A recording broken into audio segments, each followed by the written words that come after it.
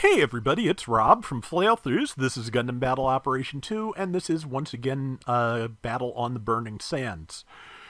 Last time I was in a 200 heavy weapon Zaku. This time I am in the Gundam GPO1, so opposite team, opposite end of the point scale, and pretty much, opposite end of how to play, because GPO1, generally, you want to be fairly close to get the most out of. Managed to shoot that Dom Tropin out of the air, though, so good start. I am kind of hanging on the outside because I don't want to get surrounded if I can help it. And the thing that I have found does really, really well using the GPO1 here is do not sleep on your Vulcans, as it did get its Vulcans upgraded in the last, I want to say, couple of years. And they do a lot of damage, especially to a Zaku that costs 350 points less than you. And it just, yeah. Oh no, excuse me, that may be the Noyan Bitter that's the same cost as me. In fact, still good damage though. But yeah, so just the totally voided my brain. I am doing great tonight, but. Okay, yeah, there's the HC.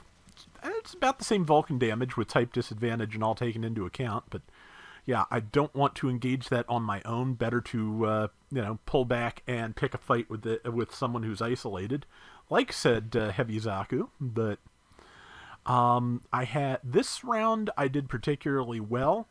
I had another one later where I didn't because one of the things I was doing, I was getting too close and. I don't really think that our team was mindful of, who has the highest point value. Because, honestly, yeah, every time I got close to the enemy team, I was getting focused and murdered. So, I was just not able to get anything going. Here, doing much better. Because, yeah, I'm worth 550 points. I do a lot of damage. If you are on the Zeon side, you could do worse than making sure that the GPO1 gets out before it can do anything. And I am just going to go over here and casually stab this person with the GPO1's very high overhead slash. There is an Zaku F2 that is about, hopefully, to die. Stopped it. Base bomb failed. Not quite enough, but had just enough Vulcan rounds left to finish it off. So that was the 300 F2.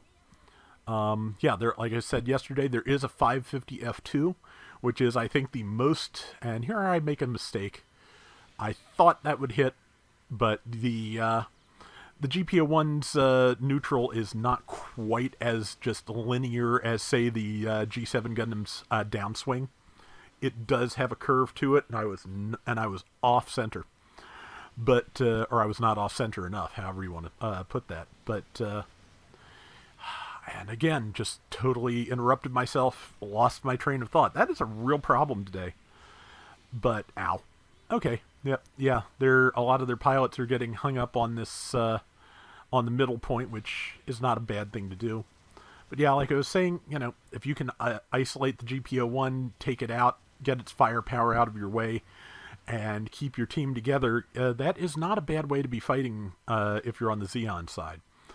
Zeon side, I've noticed, also has the advantage of slightly more indirect attacks. Everything the Federation can do on this map is linear. The beam rifle, the beam cannons on the Gym Cannon 2, the Gym Rifle,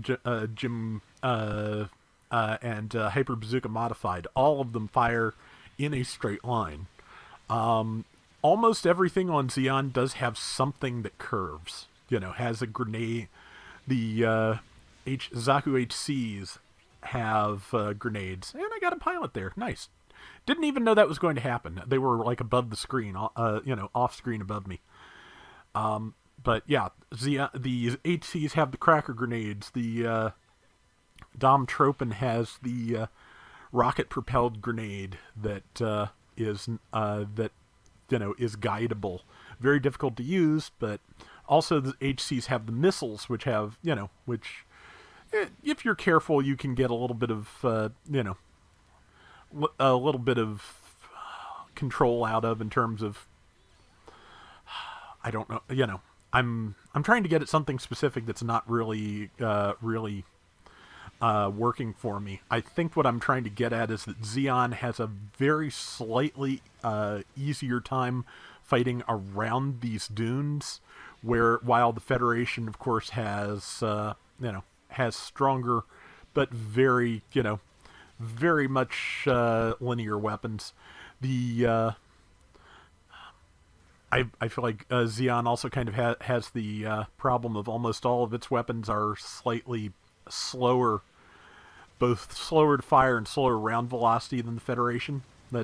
I may be off base on this. Feel free to correct me or add your own interpretations, because I like that. I like. Like I said, I have a good. I have a good. Oh, I got the 550 Zaku. I have a good comment section. Good discussions. Not a lot of hostility. That is how I like it. Because, why mess with a game like this if you're not having fun at some point? But 7905 to 5100. So far, so good. Yeah, like I said, in terms of the GPO1, this was the best round I had. But just the Vulcans really do a lot of good for it there, because they again, I think I mentioned this with the Gym 2 on the Zeta mission a couple weeks back. They give you something to do while you're waiting for your beam rifle to re-ready. Firing too soon with the GPO1 is not possible. Firing too soon with the Gym 2 means you're overheated and it's going to be a while. So yeah, just using your Vulcans when you have a chance, very handy. And like most of the Federation suits, or most of the AUG suits in the Zeta situation battle, GPO1 has really good Vulcans. Not a lot of ammo for them, but really good Vulcans. And as always, weapons you can fire while moving, very useful. And something else that nothing on the Zeon side has. The missiles on the Zaku HC are quite good, but you do have to plant feet to fire them. So, number 4 said advance. I'm going to attempt to advance.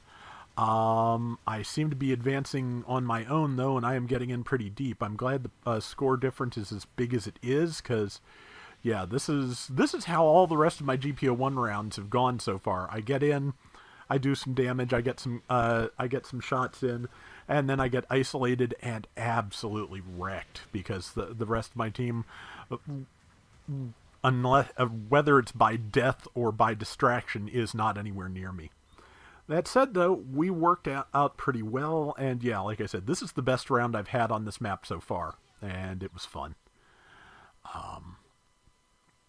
Man, I wish I was a little more coherent tonight, but I'm going to say, I'm just going to say the weather's getting to me. Very cold, heaters on, dried out my sinuses, and apparently my sinuses are where my brain lives.